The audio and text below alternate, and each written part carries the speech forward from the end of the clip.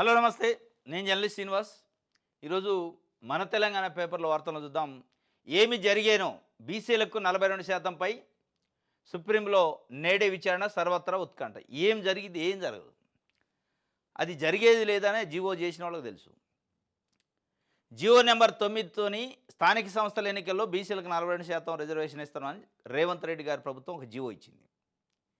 ఈ జీవోకు ముందు చాలా తతంగం జరిగింది. ఆర్డినెన్స్ అన్నారు, బిల్ అన్నారు, ఢిల్లీలో జంతర్ మంతర్ దగ్గర ధర్నా అన్నారు. ఇయన్నీ తర్వాత ఈ జీవో అనేది చాలా సింపుల్ అన్నట్టు.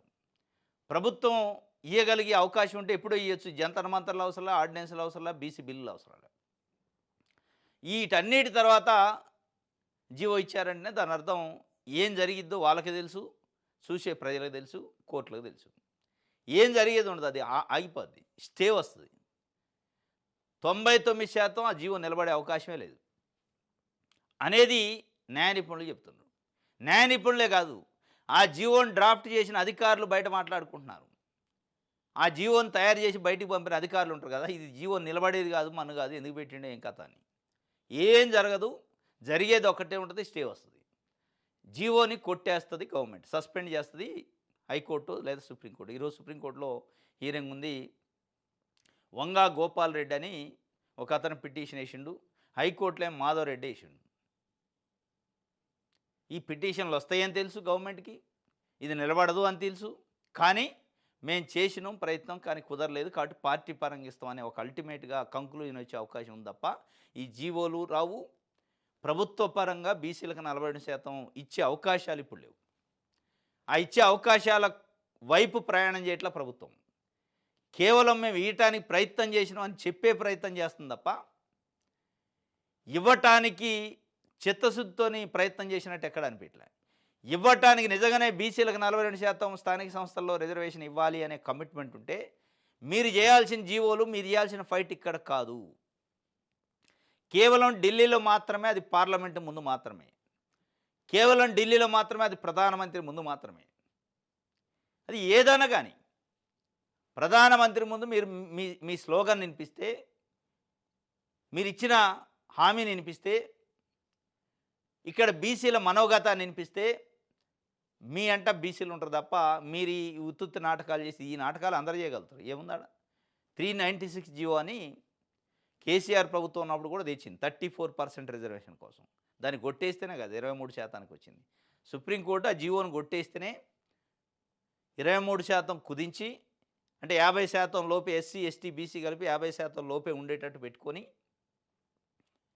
రిజర్వేషన్లు పెట్టుకొని ఎన్నికలకు పోయింది. ఈ మాత్రం జీవో కేసీఆర్ చేయలేకపోయిందా, లేకపోతే ఇంకో గవర్నమెంట్ చేయలేకపోయినాయి?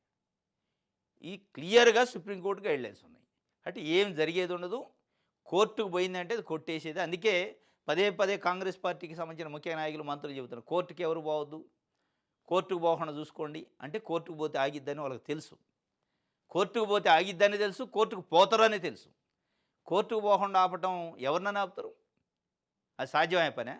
అది సాధ్యం కాదు అని తెలుసు. అసాధ్యమైన పని. ఒక జీవో ఇచ్చిన తర్వాత ఆ జీవో పైన కోర్టుకు పోకుండా ఎవరినో ఆపాలి అనే ప్రయత్నం అది కాదు. అది తెలుసు వాళ్ళకి. ఇది మొత్తంగా చూస్తే అల్టిమేట్గా పునాది లేని ఇల్లు కట్టారు. పునాది లేని ఇల్లు కట్టి గోడలు కట్టే ప్రయత్నం చేస్తారు, అవి కూలుతూ ఉన్నాయి. పునాది కన్స్ట్రక్షన్గా ఉండాలంటే మోడీ దగ్గర మీరు ధర్నా చేయాలి, మోడీ దగ్గర కూర్చోవాలి. మేము అది మాకు 9th షెడ్యూల్లో పెట్టే వరకు వెళ్ళాం ఎక్కడి నుంచి అని. పార్లమెంట్ సాక్షిగా 9th షెడ్యూల్లో పెడితే తప్ప ఈ 42% ఏమి సాధ్యం కాదు. ఇది జరిగేది అల్టిమేట్గా ఆగటం తప్ప ముందుకు పోయే పరిస్థితి ఉండదు. ఇక రేపో మాపో ఒకటే చెప్తారు, ఇక పార్టీ పరంగా ఇస్తామంటారు. ఇదేదో ఎప్పుడో చెప్పిండు రేవంత్ రెడ్డి గారు, అసెంబ్లీ సాక్షినే చెప్పిండు. ఇది సాధ్యం కాదు కాబట్టి పార్టీ పరంగా ఇచ్చే ప్రయత్నం చేస్తాం అన్నాడు. తర్వాత నాలుగు గరుచుకుండు. అరే డైరెక్ట్గా ఎట్లా అంటే మన పార్టీ ప్రతిష్ట దెబ్బతింటుంది, మనం ఏదో ప్రయత్నం అన్న చేసినట్టు ఉండాలని ఇదంతా ఆ ఎక్సర్సైజే తప్ప ఆయన మనోగతం ఎప్పుడో అసెంబ్లీ సాక్షినే చెప్పిండు. పార్టీ పరంగా తప్ప మీకు దిక్కు లేదురా నాయన, మేము డైరెక్ట్గా ఇవ్వలేము, ఇచ్చే పరిస్థితి లేదు, కామారెడ్డి లేదు, గేమారెడ్డి లేదు అని చెప్పిండు అప్పట్లోనే. కాబట్టి అదే జరిగింది అల్టిమేట్గా. ఎవరికి దక్కేనో జూబ్లీహిల్స్ ఉప ఎన్నికకు 4 పేర్లు నవీన్ యాదవ్, బొంతు రామ్మోహన్, సిఎన్ రెడ్డి, అంజని కుమార్ యాదవ్ పేర్లు ప్రతిపాదించిన కాంగ్రెస్ రాష్ట్ర నాయకత్వం. తుది నిర్ణయం అధిష్టానందే, స్థానికుడికే ప్రాధాన్యత. సీఎంతో మీనాక్షి, మహేష్ కుమార్ గౌడ్ పరిశీలకుల మంత్రాలు, డిప్యూటీ సీఎం బట్టీతోనూ విడిగా భేటీ. నలుగురు పేర్లు అధిష్టానానికి పంపిందట పీసీసీ. జూబ్లీహిల్స్ బై ఎలక్షన్స్‌కి. ఇది పెద్ద సవాలైంది. ముందు ఎన్నికల్లో ప్రజలను మెప్పించడం, ఓట్లు వేయించుకోవడం కంటే అభ్యర్థులను కన్విన్స్ చేయడం పెద్ద సవాలైంది కాంగ్రెస్ పార్టీకి. ఎవరిని కాదంటే ఎవరికి కోపం వస్తుంది. మాజీ మేయరు బీఆర్ఎస్ పార్టీ నుంచి కాంగ్రెస్ పార్టీ జాయిన్ బొంతు రామ్మోహన్, ఆయన నవీన్ యాదవ్, అంజన్ కుమార్ యాదవ్, సీఎన్ రెడ్డి. అంజన్ కుమార్ యాదవ్ మొదటి నుంచి కాంగ్రెస్ పార్టీ 2 సార్లు సికింద్రాబాద్ ఎంపీ. ఆయన వాళ్ళ కొడుకు రాజ్యసభ మెంబరు. నిన్ననే హాట్ కామెంట్ చేసిండు. మీ కొడుకు ఆల్రెడీ రాజ్యసభలో ఉండు, ఎంపీ ఉండు కాబట్టి నీకు టికెట్ ఇవ్వమంటే బట్టి ఆయన సోదరుడు మల్లు రవి లేరా, ఉత్తమ్ కుమార్ రెడ్డి ఆయన భార్య లేరా, కోమటిరెడ్డి వెంకటరెడ్డి వాళ్ళ తమ్ముడు లేరా, ఇట్లా ఆయన కొన్ని చెప్పిండు. జానారెడ్డి వాళ్ళ కుటుంబంలో ఇద్దరు లేరా అంటే మీరుంటేనే తప్పు లేదు, మా దగ్గరకు వచ్చేటోళ్ళకి అది ఎట్లా పెడతారు అని చెప్పి ఆయన కొంచెం హాట్ కామెంట్ చేసిండు. ఆయన పేరు కూడా పంపారు. అల్టిమేట్గా అంటే బయట జరుగుతున్న చర్చ ఏంటంటే నవీన్ యాదవ్ లోకల్ యాదవ్ కమ్యూనిటీ యువకుడు, ఆయనకు ముఖ్యమంత్రి రేవంత్ రెడ్డి గారి ఆశీస్సులు కూడా ఉన్నాయి అనే ఒక చర్చ అయితే జరుగుతుంది. ఆయనకే ఇచ్చే అవకాశం ఉంది, ఆయన పేరునే ఫైనల్ చేస్తారు అని చెప్పి నవీన్ యాదవ్కి సంబంధించి. ఎందుకంటే నవీన్ యాదవ్ కాంగ్రెస్ పార్టీలో జాయిన్ అయ్యే సందర్భంలో కూడా ముఖ్యమంత్రిగా ఇప్పుడున్న రేవంత్ రెడ్డి స్వయంగా ఆయన పెట్టిన సభకు పోయి జాయిన్ చేసుకుండు. అంటే ఆయన ఆశీస్సులు ఉన్నాయంటున్నారు. నలుగురు పేర్లు అయితే పంపిన అందులో నవీన్ యాదవ్ పేరు ఫైనల్ అయ్యే అవకాశాలు ఉండొచ్చు అనేది ఒక చర్చ. రైట్. నమస్తే తెలంగాణ. పంట నష్టపరిహారం ఏది? సీఎం ప్రకటించి నెల దాటినా అందని సాయం. యాసంగి గోస మొదలు రైతు భరోసా దాకా కాంగ్రెస్ పాలనలో అన్నింటిలోనూ చేదు అనుభవమే చవిచూసిన తెలంగాణ రైతాంగానికి పంట నష్టపరిహారం ఒక కలగా మారింది. గడిచిన 6 నెలల కాలంలో పలుమార్లు భారీ వర్షాలతో పంట కోల్పోయిన రైతాంగానికి రాష్ట్ర ప్రభుత్వం ప్రకటించిన సాయం నేటికి అందలేదు. ఎకరానికి 10,000 చొప్పున పరిహారం అందిస్తామని ముఖ్యమంత్రి రేవంత్ రెడ్డి ప్రకటించి నెల దాటినా బాధిత రైతాంగానికి ఒరిగిందేమీ లేదు, ప్రభుత్వం నుంచి దక్కిందేమీ లేదు. వాస్తవంగా ఈ సంవత్సరం వర్షాల వల్ల రైతులు చాలా తీవ్రమైన ఇబ్బంది, నష్టపోయారు పంటలు. అది పెసలు కావచ్చు, వరి కావచ్చు, ఇంకా మిగతా పంటలు కావచ్చు. విపరీతమైన వర్షాలు. ఈ వర్షాల సందర్భంలో పంట నష్టపోయిన రైతులకి ముఖ్యమంత్రి రేవంత్ రెడ్డి ఎకరానికి 10,000 అనడం, నష్టపరిహారం ప్రకటించిండు. అది ప్రకటనకే పరిమితమైంది. ఇక ఒక్క అడుగు ముందుకు పట్టలే. వాస్తవం కూడా అది ఏదో రాసుకున్నారు, డీటెయిల్స్ గ్రామాల్లోకి వచ్చారు వ్యవసాయ అధికారులు, ఆ రైతుల పేర్లను అయితే రాసుకున్నారు, కానీ రాతలకే సరిపోయింది, ఇక చేతలు లేవు. ఆ చేతల సంగతి ఏంటంటే నమస్తే తెలంగాణ అడుగుతుంది. వీరు మీ ఇప్పుడు బీఆర్ఎస్ పార్టీ అధికారంలో ఉన్నప్పుడు ఇదే కథ ఇంత దారుణంగా లేదు. ఇదే కథ. వర్షాలు వచ్చినా, అనావృష్టి అతివృష్టి వచ్చినా నష్టపరిహారం అనౌన్స్ చేసేది, అది వచ్చేటాలక మళ్ళీ ఇంకొక అప్పు చేయాల్సి వచ్చేది రైతు. ఇప్పుడు ఇదే పరిస్థితి. పంట నష్టపరిహారం విషయంలో తాత్సారం చేస్తున్న ప్రభుత్వం ఒక్క అడుగు కూడా ముందుకు లేదు. మరి ఒక గందరగోళం అయోమయంలో ఉందో ప్రభుత్వం అర్థం కావట్లేదు. ఏ స్కీమ్ అయినా అంతే. రైతు రుణమాఫీ అనౌన్స్ చేశారు, వదిలేశారు. రైతు రుణమాఫీ కానోళ్ళు చాలామంది ఈరోజు ఉన్నారు రైతులు. దాదాపు 30% రైతాంగం రైతు రుణమాఫీ కాక 1000 కళ్ళతోనే ఎదురు చూస్తున్నారు. ఎప్పుడు మాట్లాడతారు రేవంత్ రెడ్డి గారని, ఇక దాని గురించి మర్చిపోయిండు. అట్లా ఈరోజు పంట నష్టపరిహారం కథ కూడా అదే ఉంది. యూరియా విషయంలో ఫెయిల్ అయ్యారు. ఇట్లా రైతాంగం సంబంధించిన విషయాలలో ఇప్పుడు అది పెద్ద చర్చ నడుస్తుంది గ్రామాలలో. ఎంపీటీసీ సర్పంచ్ ఎన్నికలు, జడ్పీటీసీ ఎన్నికల్లో అసలు రైతాంగం మనసులో ఉన్న మాట ఏంటి, ఏమనుకుంటున్నారు అనే విషయం పైన పెద్ద ఎత్తున రైతులు చర్చించుకుంటున్నారు. కేసీఆర్ ప్రభుత్వానికి రేవంత్ రెడ్డి ప్రభుత్వం పనితీరుకి పోల్చుకుంటున్నారు. అది రైతు బంధు విషయంలో కానీ, పంట నష్టపరిహారం విషయం కానీ, ఎరువులు ఇత్తనాల విషయం కానీ, యూరియా విషయం కానీ, వీటిలలో పోలిక ఎక్కడా కుదరట్లే. ఈ పోలిక కుదరినప్పుడు ఏ ఆప్షన్ ఎన్నుకుంటారు రైతులు అంటే, ఎట్టి పరిస్థితుల్లో కాంగ్రెస్ వైపు ఉంటారా, బీఆర్ఎస్ వైపు ఉంటారా అని ఒక చర్చ అయితే నడుస్తుంది. ఇప్పటికైనా అలర్ట్ కావట్లే. ప్రభుత్వంలో ఉన్న పెద్దలు రైతాంగంలో ఒక రకంగా వ్యతిరేకత వస్తుంది మన పైన, దాన్ని నష్ట నివారణ చేయాలనే ధ్యాసలో కూడా లేదు. ఇది రైతాంగానికి సంబంధించి నష్టపరిహారానికి సంబంధించి.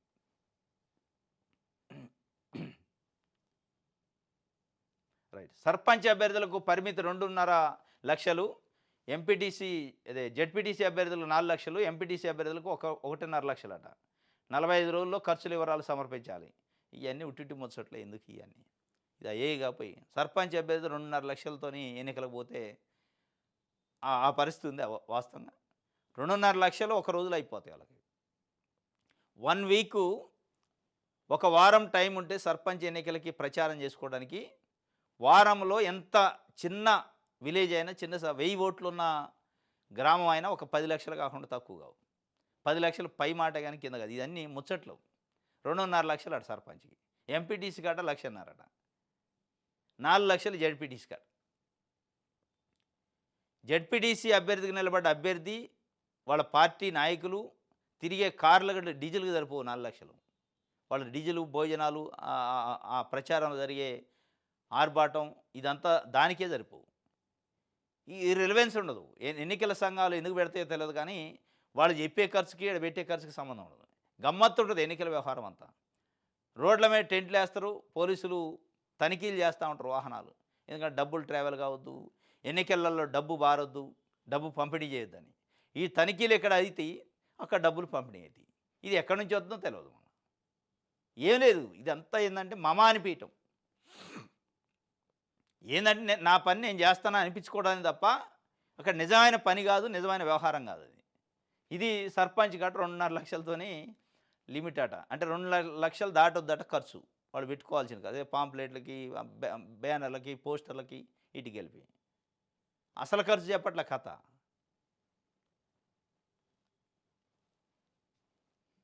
రైట్.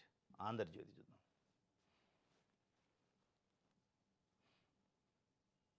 ఏసీబీ జోరుకు అనుమతుల కళ్లెం. ఉన్నతాధికారుల తీరుతో దర్యాప్తులో జాప్యం. ప్రాసిక్యూషన్కి ఏసీబీకి అనుమతి ఇవ్వని వైనం. వివిధ శాఖల అధిపతుల వద్ద మగ్గుతున్న వినతులు.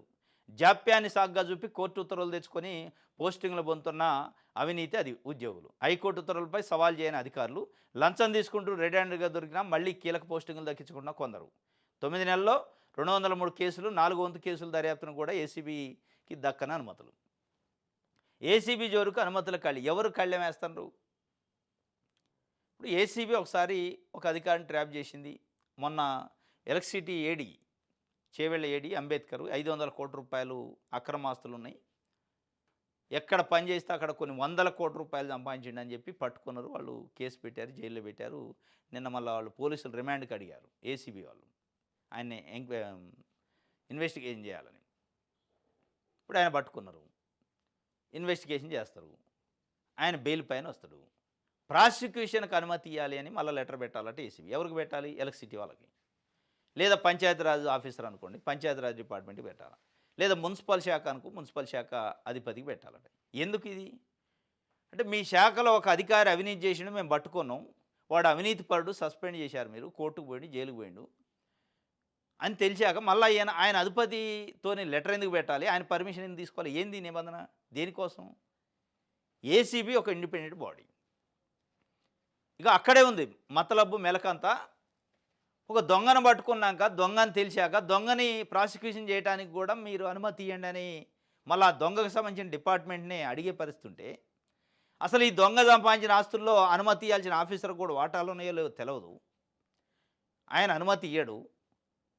203 కేసులకు సంబంధించి పావల వంతు కూడా అనుమతి లేదు ప్రాసిక్యూషన్. ఎట్లా ఇస్తారు? ఇయ్యరు కదా.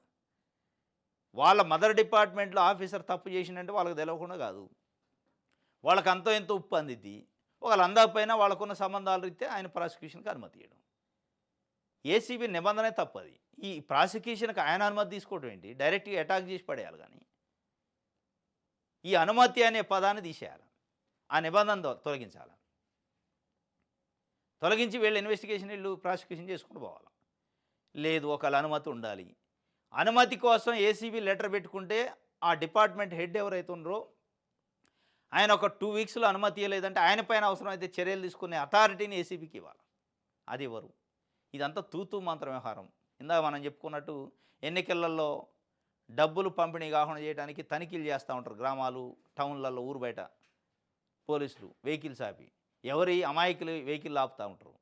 ఆ డిక్కి తీసి, సీటు తీసి, అది తీసి, ఇది తీసి ఏం చేస్తారంటే చివరికి రైతు కష్టపడి పంట పండించుకొని టౌన్కి పోయి అమ్ముకొని వస్తుంటే ఆయన డబ్బులు రికవరీ చేయడం, ఇట్లాంటివి చేస్తారు. లేదా ఒక రైతు బిడ్డ పెళ్ళో, కొడుకు పెళ్ళికో బంగారం కొనుక్కొచ్చుకోవడానికి డబ్బులు తీసుకొని పోతాడు, పట్టుకోవడం. చిన్న చిన్న వాళ్ళని పట్టుకుంటారు.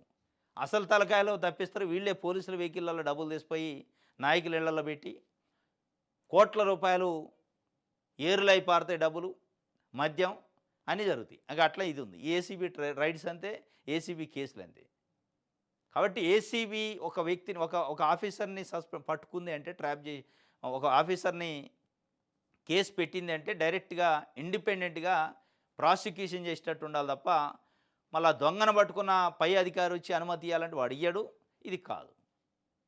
లేదా అనుమతి కోసం ప్రాసిక్యూషన్ అనుమతి కోసం లెటర్ పెట్టుకుంటే, లెటర్ పెండింగ్‌లో పెట్టకుండా మోస్ట్ అర్జెంట్ కింద 1 వీక్, 2 వీక్స్‌లో డిస్పోజ్ చేసే విధంగా ఉండాలి తప్ప, ఇక ఆయన ఆడ పెండింగ్ పెట్టుకుంటే ఆయన మీద ఏం చర్య తీసుకోకపోతే ఆయనకెందుకు ఉంటది బాధ?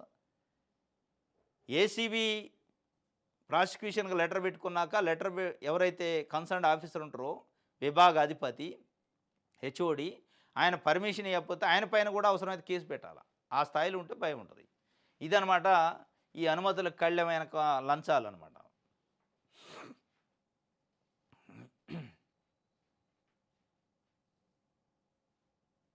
రైట్.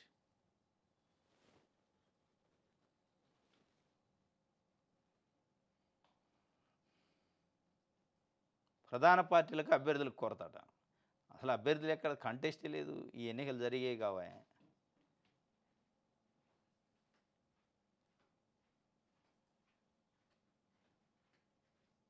రైట్.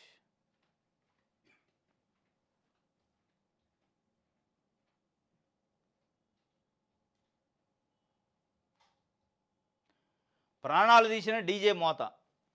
బతుకమ్మాడుతూ నవవధువు సహా 2 మహిళల మృతి. నిర్మల్ జిల్లాలో విషాద ఘటన.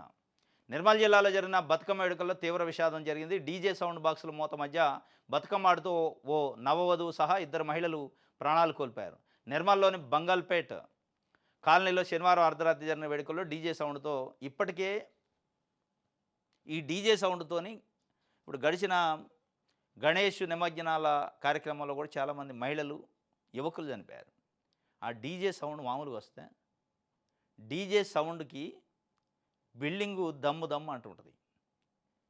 బిల్డింగ్లో మన ఇళ్లల్లో ఉన్న వంట గదిలో ఉన్న సామాన్లు కింద పడిపోతుంటాయి. అంత సౌండ్ వస్తుంది.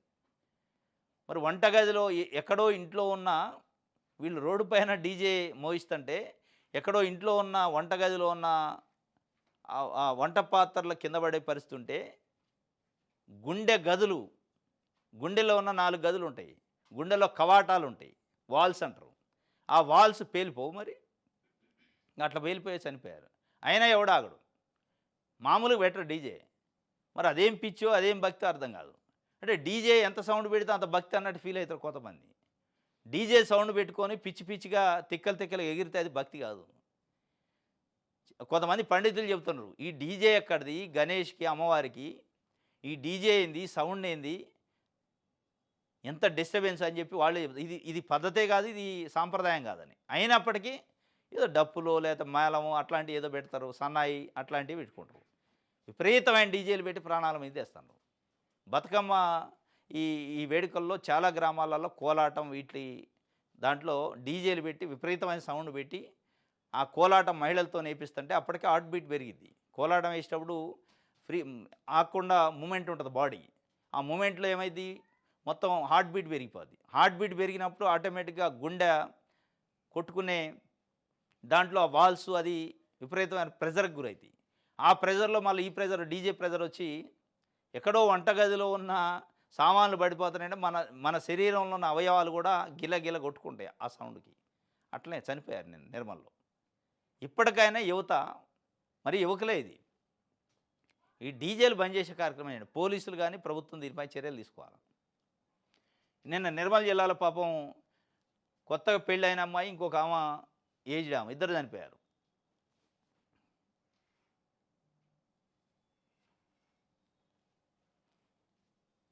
రైట్.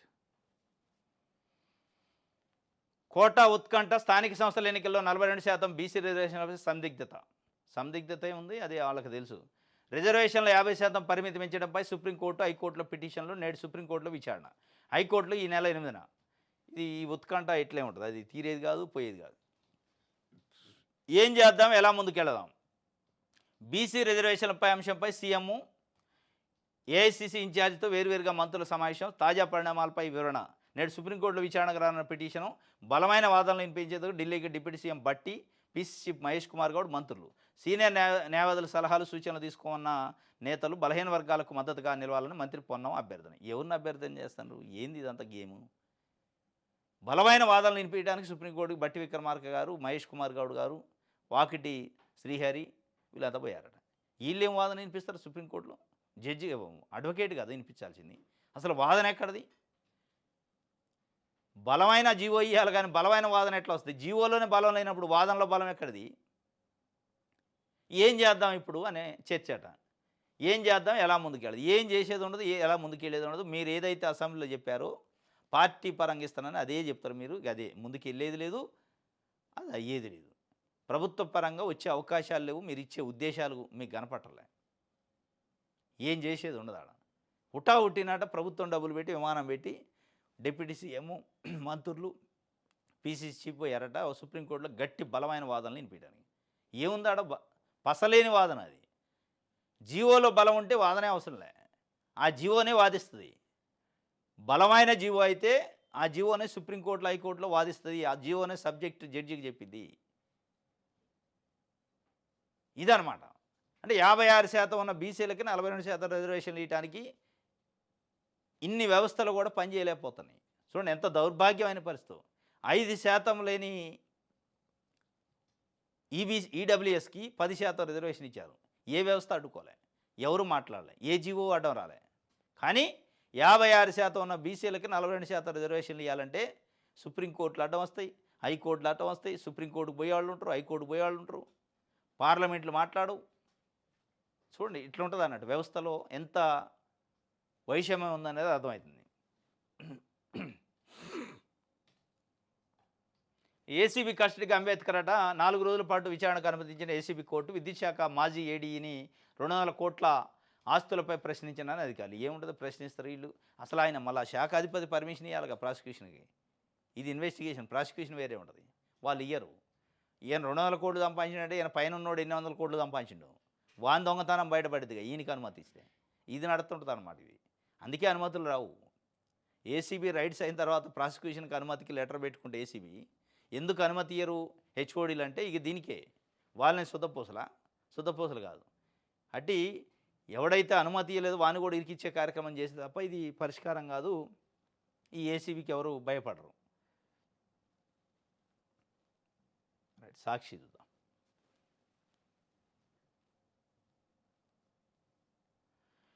కోటా ఉత్కంఠ, స్థానిక ఎన్నికల్లో బీసీలకి 40% రిజర్వేషన్ పై నేడు సుప్రీంకోర్టు విచారణట. ఆ ఉత్కంఠ బీసీ రిజర్వేషన్ల సాధన ప్రజాప్రభుత్వం లక్ష్యం, రాష్ట్రం పరిధిలో చేయాల్సిందంతా చేశాం. బీసీ ప్రజాప్రతినిధి సమావేశంలో మంత్రి వాకిటి శ్రీహరి. ఇక ఇదన్నట్టు మేము చేయాల్సిందంతా చేసినాం, ఇక మేము చేసేది ఏం లేదని చెప్పడం కోసం మీటింగ్ పెట్టారు. బీసీ రిజర్వేషన్ల సాధన రాష్ట్ర ప్రభుత్వ లక్ష్యం కరెక్టే. ఆ లక్ష్యం నెరవేరాలంటే ఏ బాటలో పోవాలి? కేంద్రం దగ్గర పోవాలి, పార్లమెంట్లో చట్టం పెట్టియాలి. లక్ష్యం అందరికీ ఉంది, వాళ్ళ ఒక్కళ్ళ ప్రజాప్రభుత్వానికి అన్ని పార్టీలకు ఉంది. అన్ని పార్టీలు చెబుతాయి బీసీలకు ఇవ్వాల్సిందే అని. కానీ ఇవ్వాల్సిన వాళ్ళు ఎవరు, ఎక్కడ పోయి అడగాల? అది కదా లక్ష్యం నెరవేరాలంటే సరైన బాటలో పోవాలి తప్ప మనం ఫ్లైట్ ఎక్కితే తొందరగా పోతాం అంటే ఆటో ఎక్కిన అనుకో పోతాం తొందరగా. ఫ్లైట్ ఎక్కాల్సిన వాడు ఆటో ఎక్కినట్టుంది ఇది. రైట్, వెలుగు చూద్దాం.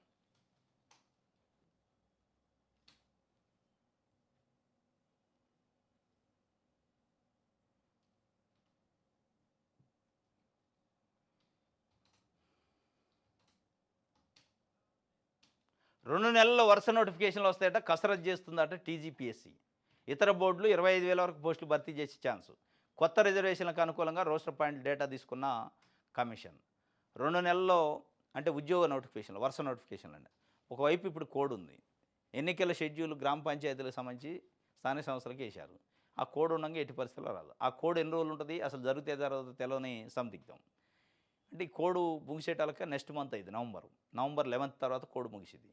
ఇక 2 నెలల్లో అయితే వరుస నోటిఫికేషన్లు వస్తున్నాయంటే దాంట్లో police recruitment board, teacher recruitment board, గురుకుల టీచర్ రిక్రూట్మెంట్ బోర్డు, టీజీపీఎస్సీ, ఇవన్నీ రకరకాల జాబులు దాదాపు 20,000 పైన 25,000 పైన పోస్టులు భర్తీ చేసే ఛాన్స్ ఉందట.